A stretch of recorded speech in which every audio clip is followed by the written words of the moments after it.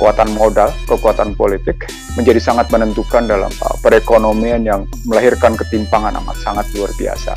Apakah umat Islam di Indonesia sungguh dalam posisi dihormati dan dihargai? Padahal saya Ihsanuddin Nursi merasa betapa tidak dihormati dan betapa tidak dihargai.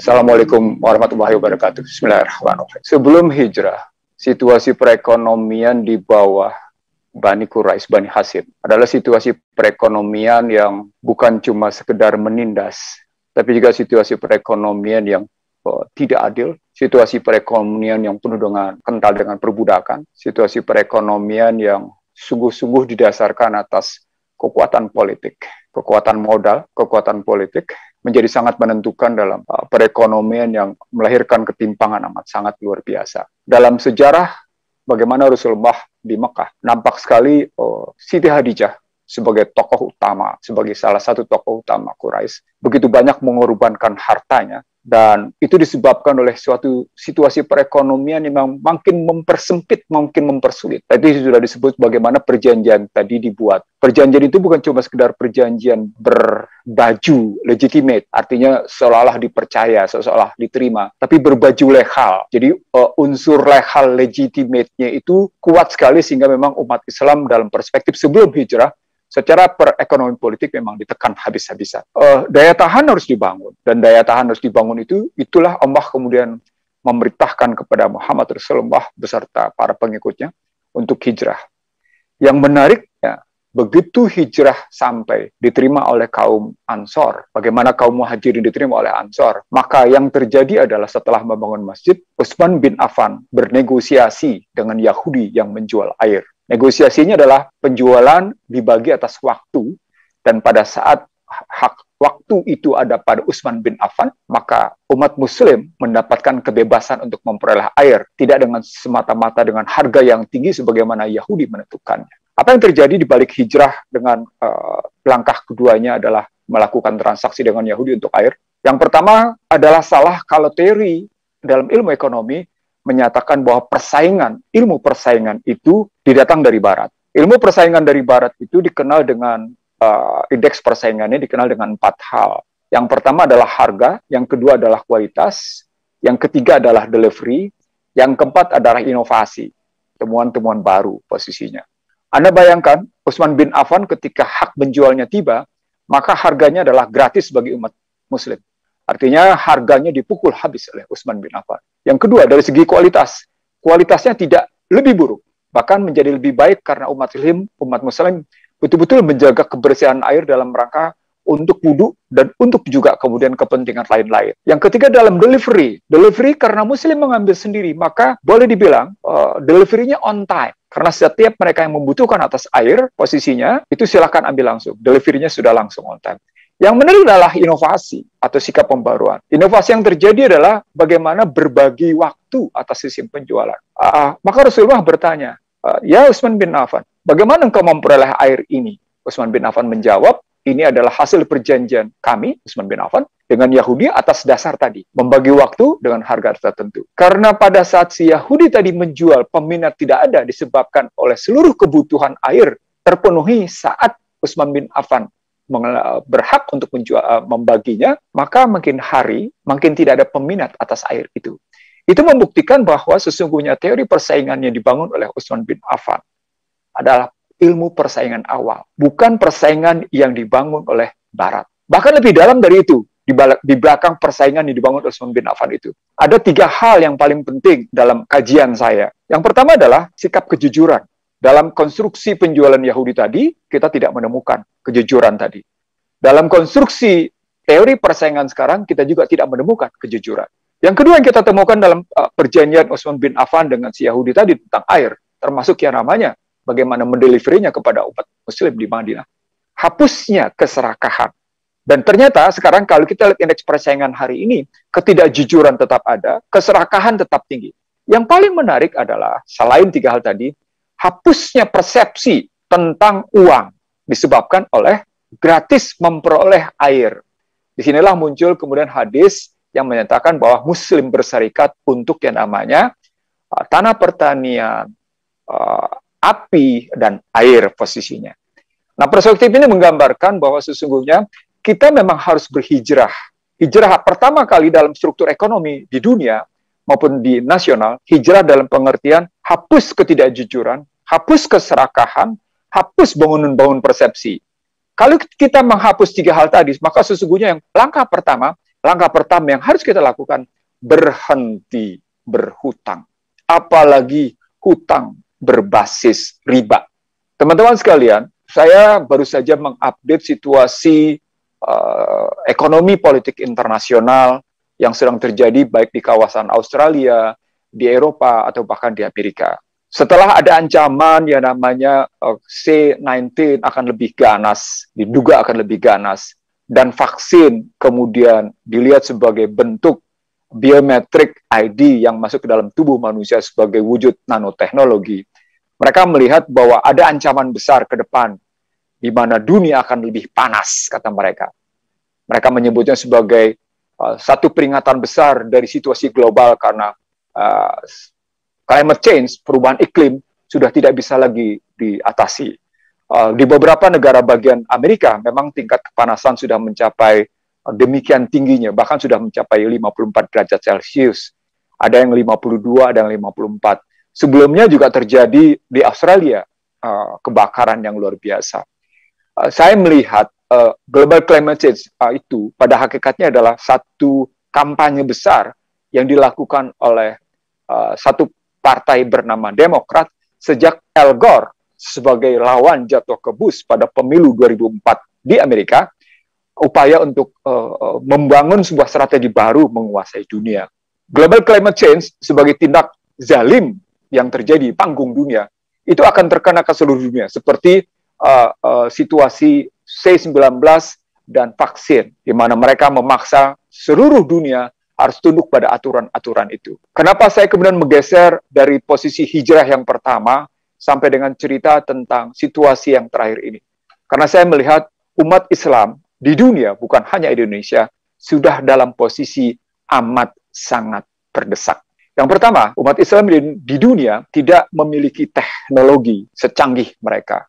Yang kedua, umat Islam di dunia tidak punya kemampuan membangun opini publik di dunia. Seluruh media massa, bahkan sejak 1997 ketika mereka sudah menyatakan sosial media sebagai wujud persenjataan, umat Islam dunia cuma sekedar sebagai pemakai, cuma sebagai user, bahkan sebagai operator pun kita begitu didikte habis-habisan untuk menggunakan gadget itu posisinya.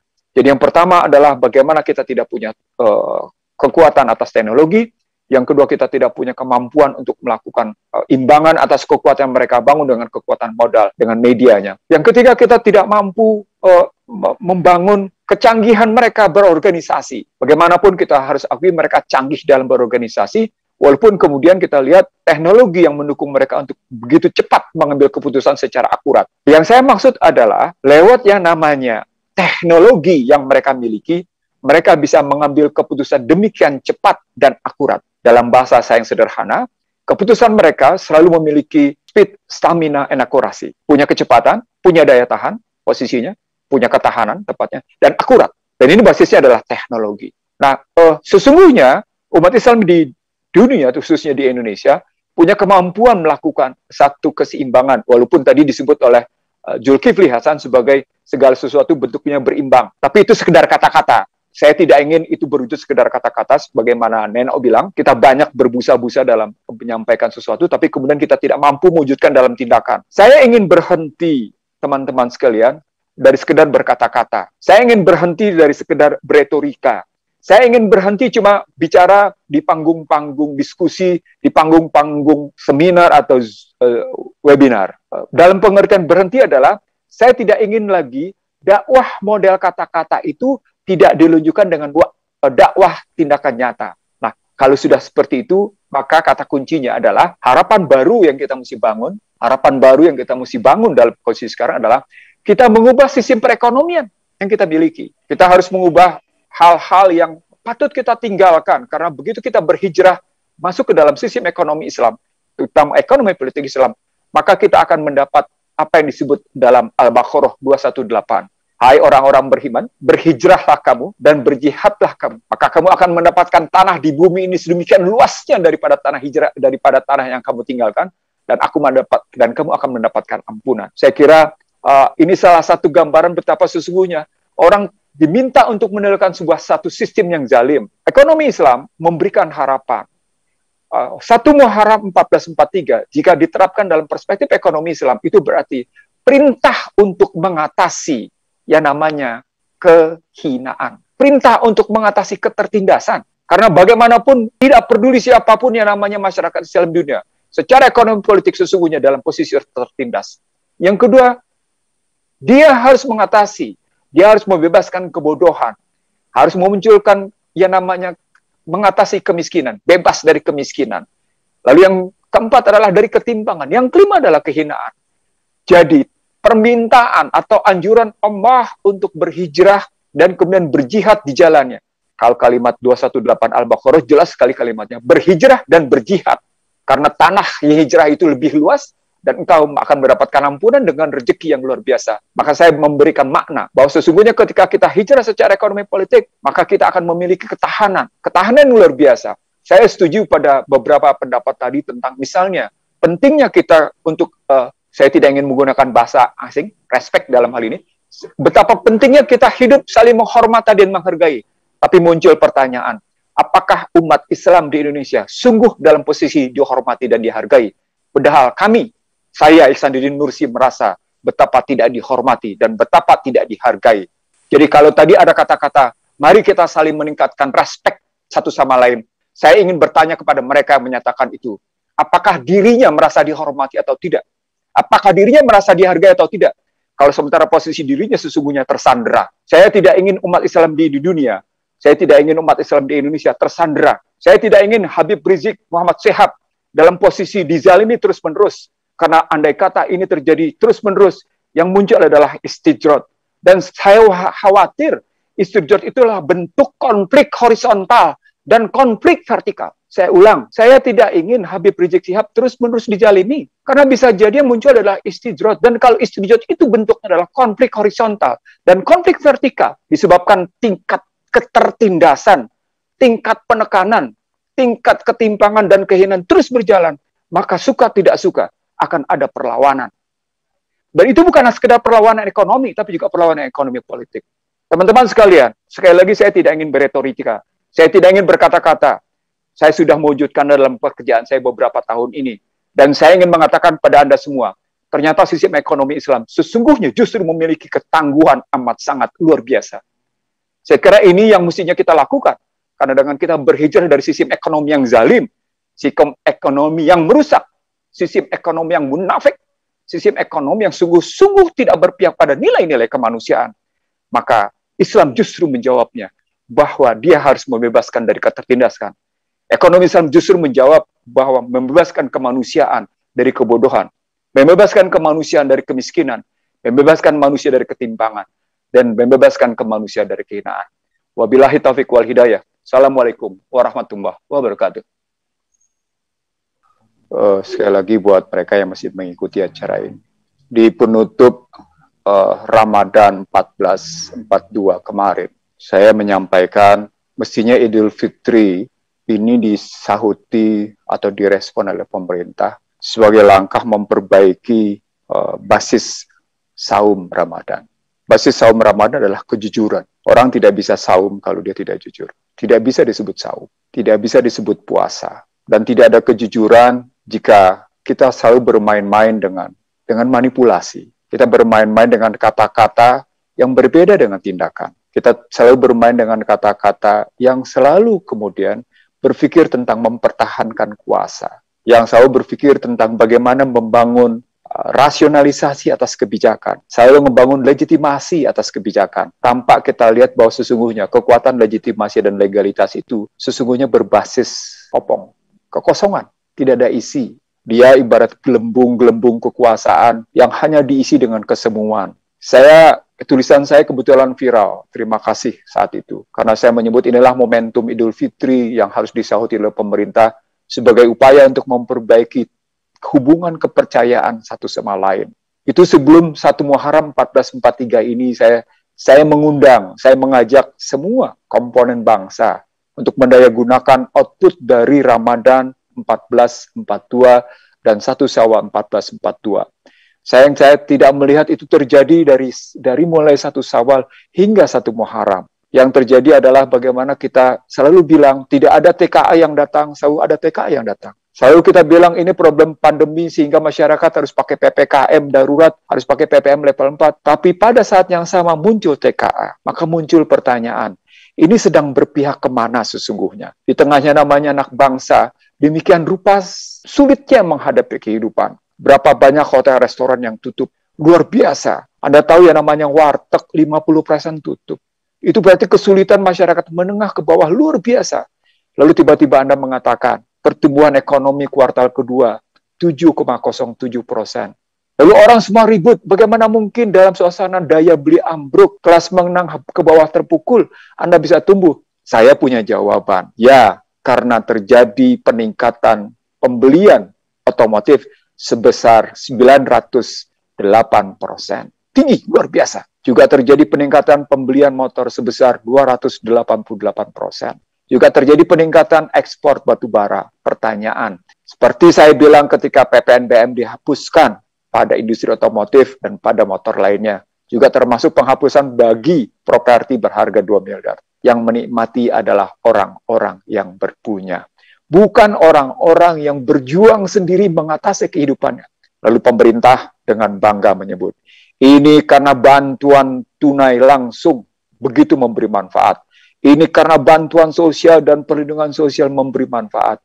Ya, Anda dulu menolaknya. Karena pada hakikatnya, pemberian bantuan langsung atau bantuan sosial itu tidak sedang mengajarkan masyarakat punya ketahanan menghadapi gejolak perekonomian. Apa poinnya, Bapak Ibu sekalian, di tengah 1 Muharram 1443 ini? Saya kira dengan jumlah hutang yang mendekati 6.600 triliun, dengan tingkat suku bunga yang tinggi, di tengah situasi pertumbuhan ekonomi yang tidak punya efek menetes ke bawah dengan baik, di tengah namanya ketimpangan makin meningkat, dan karena itu mereka tidak berani mengumumkan gini rasionya berapa, dan pada saat yang sama meningkatnya kemiskinan serta pengangguran, maka pada saat yang sama berarti kita harus mengatasi sendiri. Saya teringat di sini kata-kata ibda bin nafsi tadi. Kali itu kita mulai dengan ibda bin nafsi, kita ganti dengan ibda bin kaum. Mari kita mulai dengan kaum, itu artinya kita mulai dengan komunitas. Dan kita lupakan katakan posisi bagaimana negara yang terus-menerus melakukan sebuah tindakan yang mengambil jarak dengan masyarakat banyak.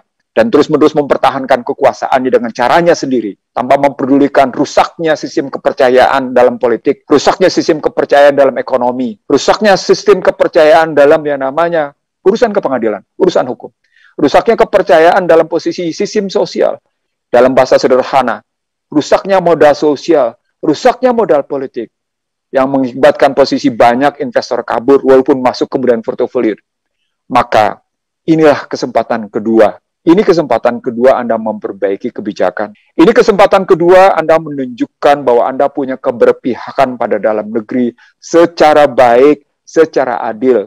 Kata-kata hijrah adalah kata-kata yang disandang dengan kekuatan kebenaran dan kebaikan. Kata-kata hijrah adalah kata-kata di mana yang dijunjung tinggi adalah al-haq min haq, al-haq min rabbikum, fala takunanna minal mumtarin. Bahwa kebenaran itu tidak datang dari mana-mana dan jangan pernah diragukan sekalipun. Itu karenanya doanya adalah Allahumma harinal haqqan haqq warzuqna tiba'ah wa arinal batila batila warzuqna tinabah. Terakhir sekali, saya ingin mengatakan kepada siapapun yang sedang mengikuti atau kemudian nanti viral, saya tidak tahu.